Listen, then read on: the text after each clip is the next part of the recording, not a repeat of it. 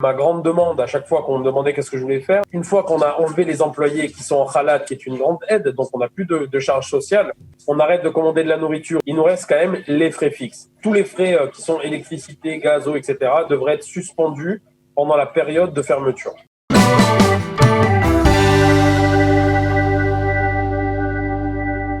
Jonathan Azoulay, est-ce que vous m'entendez ? Oui, je vous entends. Voilà. Bonjour, Bokartov. Bonjour Bokartov, merci d'être avec nous ce matin. On vous voit là dans la cuisine de ce qui est votre restaurant, je suppose, Tartine. Et voilà, ce qui reste de tous mes restaurants. Ce qui reste de vos restaurants, effectivement, à Tel Aviv. Vous êtes restaurateur, alors bien entendu, on peut vous considérer, même si le terme est peut-être dur, comme l'une des victimes de cette épidémie. Le premier confinement vous a donné un coup extrêmement dur. Entre-temps, il y a eu plusieurs mesures également contre les restaurateurs, comme ce reconfinement partiel. Et là, on va dire, c'est le coup de massue à partir de demain, avec un reconfinement total. Comment vous arrivez à tenir le choc face à ce qui se passe actuellement ? Écoutez, on est de caractère, je travaille avec mon épouse, on est de caractère pas défaitistes, on est des combattants, donc à chaque solution, il faut trouver toujours le moyen de se relever et de continuer. Avant le confinement, on avait 4 restaurants, donc 2 sur Ben Yehuda, un restaurant Khalavi, un restaurant Bassari, on avait le Café de Paris, le restaurant Echeskel, et puis on avait à côté du Bet à Textile et au Bet Gaon 2 restaurants, un bar à pâtes et le restaurant Tartine, notre restaurant historique qu'on a ouvert il y a 6 ans quand on est arrivé de France.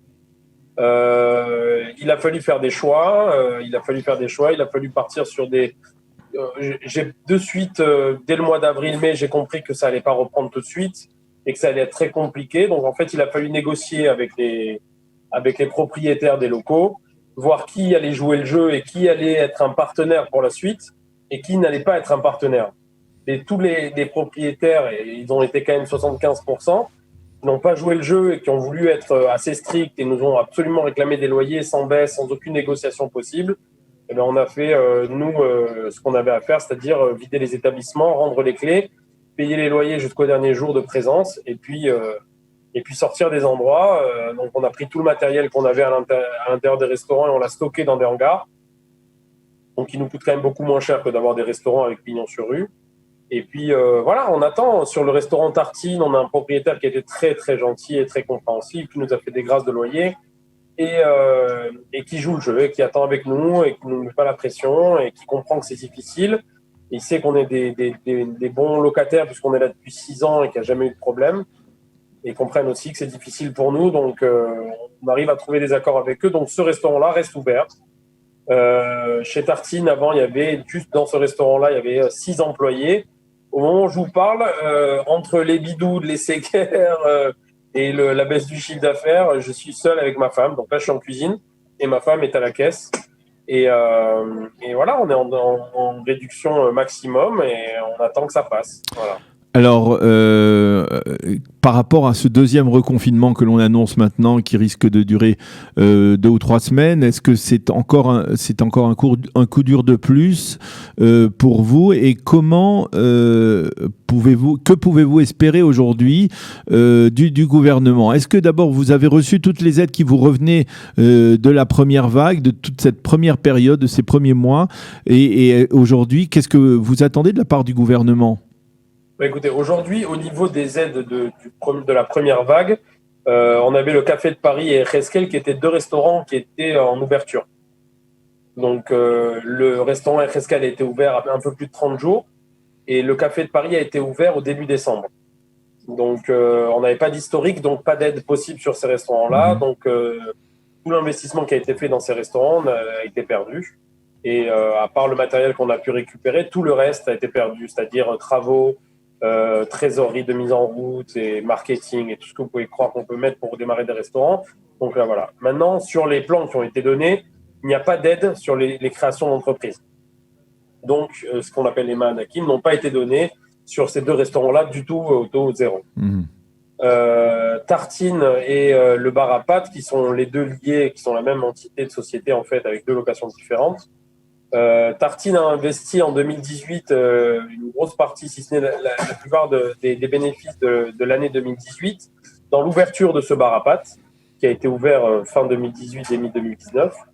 Et du coup, qu'on appelle ça, le bilan de l'année 2018 n'était pas excédentaire. Il était à l'équilibre pratiquement, à peine un peu.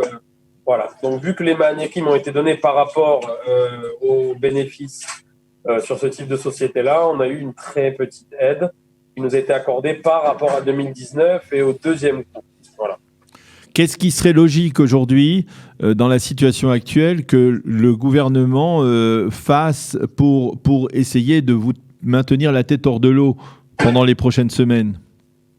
Déjà, je pense que je pense qu'il fallait déjà nous faire un travail avant de vouloir. Je sais que c'est pas votre question, mais avant d'attendre des aides de l'État, nous on a réagi.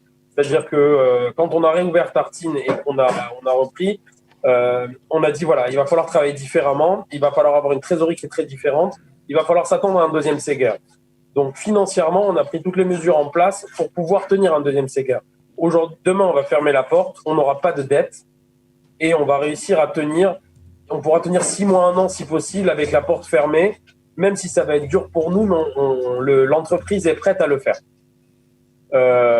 Sans attendre une aide de l'État, parce qu'on n'en a pas eu à la première vague. On a eu une très petite aide, ça a été très compliqué. On a eu un crédit qui représentait 3% de notre chiffre d'affaires, qui a été donné. C'est vraiment un crédit de l'État, donc c'était même pas une vraie aide. Donc on a pris la décision de réouvrir en se disant il va falloir qu'on puisse être autonome et voilà.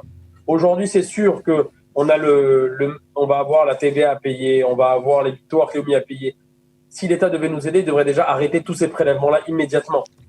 On ne peut pas continuer à payer l'État alors qu'on n'aura pas de quoi payer nous-mêmes nos propres salaires, etc. Donc ça, ce serait sûr que ce serait une aide qui pourrait nous aider. Je ne sais pas comment ils peuvent faire une chose pareille. Et puis après, je pense que ce qui n'a pas été fait à la première vague, et ça a été moi, ma grande demande à chaque fois qu'on me demandait qu'est-ce que je voulais faire, sur un restaurant par exemple, une fois qu'on a enlevé les employés qui sont en khalat, qui est une grande aide, donc on n'a plus de charges sociales, d'accord ? On arrête de commander de la nourriture, donc on n'a plus de frais de nourriture. Il nous reste quand même les frais fixes, c'est-à-dire le loyer, c'est-à-dire les charges électricité, Arnona, etc. Tous ces frais-là, pour moi, par exemple, tous les frais qui sont électricité, gaz, eau, etc., devraient être suspendus pendant la période de fermeture.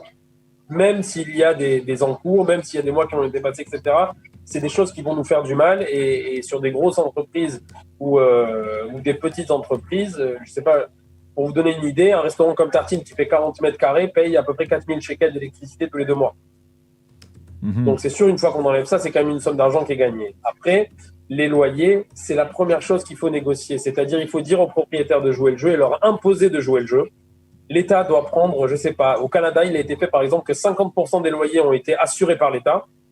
Et après, ils ont dit aux propriétaires, vous, sur les 50% qui restent, 25%, c'est vous qui mettez la main à la poche. Et 25%, on va demander donc à l'entrepreneur de le faire. Donc sur un loyer de 10 000 shekels, par exemple, l'État devrait subventionner 5 000 shekels au propriétaire. Le propriétaire devrait mettre de sa poche 2 500 shekels et un restaurateur plus que 2 500 shekels. C'est une aide qui serait incroyable. Incroyable parce que ça permettrait de garder les endroits. Moi, par exemple, sur le Café de Paris et Reskel, si ça avait été fait, les restaurants étaient aujourd'hui, en tout cas, encore en notre possession. Alors... Et pour vous donner une idée, sur ces 2 restaurants-là, on avait à peu près 40 000 shekels de loyer mensuel. Ah oui. Alors concrètement, vous avez le sentiment que l'État ne fait pas preuve de créativité dans la manière, dans sa manière d'aider des secteurs comme le secteur de la restauration, qu'il est un peu, on va dire, qu'il patauge un peu dans ces marécages. Je pense qu'ils sont mal conseillés. Ils sont mal conseillés. Je pense que les restaurateurs devraient être mis à table et que moi, je suis personne, mais des grands restaurateurs israéliens devraient pouvoir s'asseoir avec l'État et leur dire voilà notre problématique, voilà ce qu'on devrait faire, comment il faut nous aider. C'est ça qu'on a besoin. Après, je ne crois pas aux mannes financières et aux enveloppes qu'il faudra un jour rembourser, etc. C'est pas possible. Je pense que quand il y a une crise nationale, il faut un effort de tous. Un effort du restaurateur, un effort des propriétaires, un effort des fournisseurs, un effort de tout le monde. Tout le monde doit venir. On ne doit pas dire juste les banques, juste l'État. Non, c'est pas possible. Il faut que tout le monde fasse un effort. Là, aujourd'hui, l'effort, il est donné sur les restaurateurs et uniquement sur les restaurateurs. Voilà. Donc, il faut vraiment arriver à donner un air possible et trouver les solutions. Moi, c'est la solution que je pense qui aurait pu me sauver à moi. C'était les loyers. Les loyers qui étaient la plus grosse charge une fois qu'on avait enlevé les autres, qui aurait pu nous aider. Alors certes, on a mis les employés en khalat, mais ça aide les employés qui sont des citoyens israéliens. Parce que demain, ils n'ont plus de travail, il va bien falloir leur donner quelque chose. Mais ça aurait il aurait été préférable il aurait été préférable, par exemple, que l'État se conduise comme ils l'ont fait, par exemple, en Allemagne, où on a aidé les entreprises à continuer à payer les employés plutôt que de les mettre en khalat. Oui, ou je ne sais pas, je pense que la solution khalat n'est pas une mauvaise solution. Elle coûte énormément d'argent à l'État, certes, aux restaurateurs peu. Maintenant, il y a des gens quand même qui n'avaient pas 6 mois d'ancienneté dans des sociétés. Et en restauration, c'est la plupart des gens. Ouais. Vous savez très bien qu'en Israël, serveur n'est pas un métier, on n'en fait pas carrière. Cuisinier non plus, très rare. Les gens qui travaillent chez nous, en général, sont là pour quelques mois, le temps de faire autre chose. C'est un métier passerelle. Donc, de réussir à faire de faire des mahanak avec des khalats pour des gens. Moi, sur 27 employés qu'on avait à travers les 4 restaurants, d'accord, je pense que 5 personnes ont eu le droit au khalat. Oui. Et ont été éligibles au khalat. Les autres ont eu une perte nette de revenus. Alors, qu'est-ce qu'on peut finalement, Jonathan, vous souhaiter à la veille de cette fête de Kippour, de cette journée de Kippour qui va être marquée dans une atmosphère bien particulière? Qu'est-ce qu'on peut vous souhaiter pour la suite? Écoutez, déjà, je pense que les gens ont besoin de manger. Je le vois. Aujourd'hui, on est ouvert parce qu'on est dans une tour, dans un mitram, ce qu'on appelle un espèce de mini-centre commercial d'affaires qui se trouve à Tel Aviv, à côté de la plage.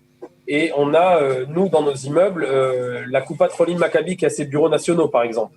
La société Eldan, la société Israël.